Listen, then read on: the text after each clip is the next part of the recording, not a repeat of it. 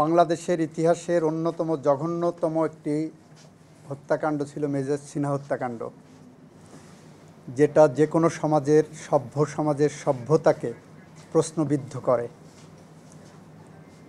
সেই মামলায় বিচারিক আদালত 2 জনকে ফাঁসির আদেশ দিয়েছিলেন এবং 6 জনকে যাবজ্জীবন কারাদণ্ডে দণ্ডিত করেছিলেন।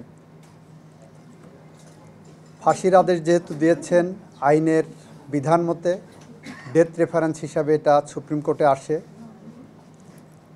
বাদীপক্ষের পক্ষ থেকে একটি রিভিশন দায়ের করা হয় বাকি 6 জনকেও মৃত্যুদণ্ড দেওয়ানোর জন্য।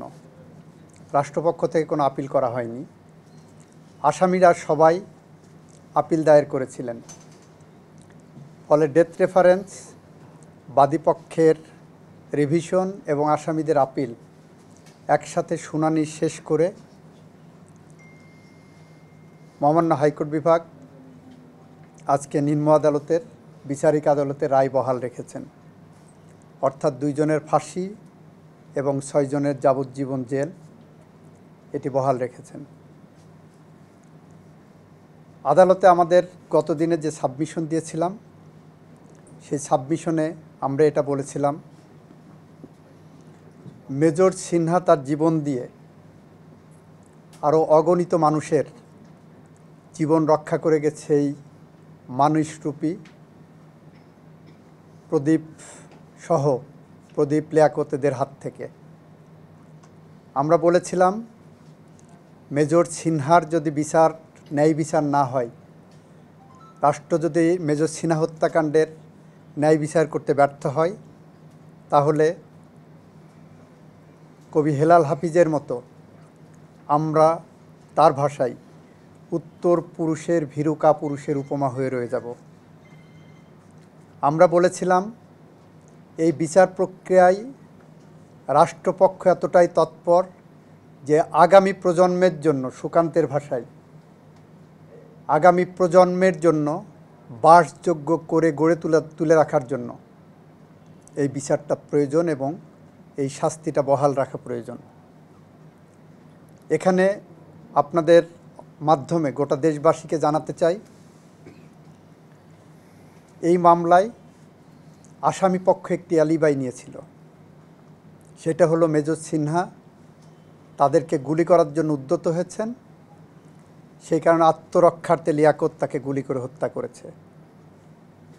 আমরা আদালতের সামনে দেখাতে সক্ষম হয়েছি 2টা জিনিস। নাম্বার 1, ওয়ালটন বিএলডিসি ফ্যান, খরচ বাঁচে 65% পর্যন্ত। ওয়ালটন বিএলডিসি ফ্যান ছড়ায় স্বস্তির সবুজ হাওয়া। অ্যালিবাই যদি ধরে নেওয়া হয়, তাহলে তারা right of private defence exercise করেছেন। Right of private defence exercise করতে যেয়ে তাকে ডক্ট্রিন অফ প্রপোর্শনালিটি অ্যাপ্লাই করতে হবে। ডক্ট্রিন অফ প্রপোর্শনালিটি উদাহরণ দিতে যেয়ে বলেছি, কেউ যদি আমাকে লাঠি দিয়ে আঘাত করতে আসে, আমি তাকে ছুরি দিয়ে কাউন্টার করতে পারবো না। কেউ যদি আমাকে ছুরি দিয়ে আঘাত করে, আমি তাকে গুলি করতে পারবো না। সেখানে মেজর সিনহার যে এপিসোড ওখানে আসছে, আমরা দেখাতে পারলাম যে সে গাড়ির থেকে নেমেছে 2 হাত উঁচু করে। যখন 2 হাত উঁচু করে উনি নিচে আসেন, তার মানে উনি আত্মসমর্পণ করেছেন। তখন প্রথমে তাকে 2টি গুলি করা হয়েছে, একটু এগিয়ে যেয়ে আরও 2টি গুলি করা হয়েছে, সেখানেই থেমে থাকেনি। লিয়াকত তার নিথর দেহে পা দিয়ে আঘাত করেছে। প্রদীপ এসে তার নলির উপরে বুটের আঘাতে মৃত্যু নিশ্চিত করেছে।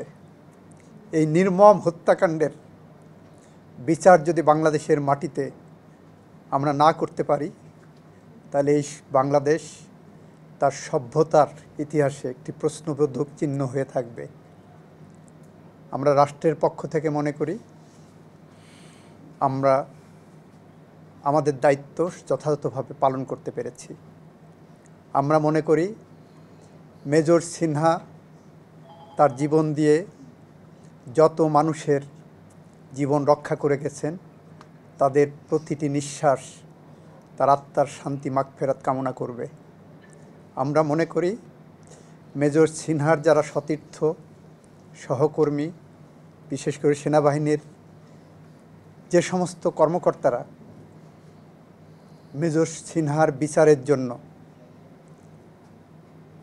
তাদের কণ্ঠ উচ্চারিত করেছিলেন, তারা আজকে একটু শান্তি পাবেন।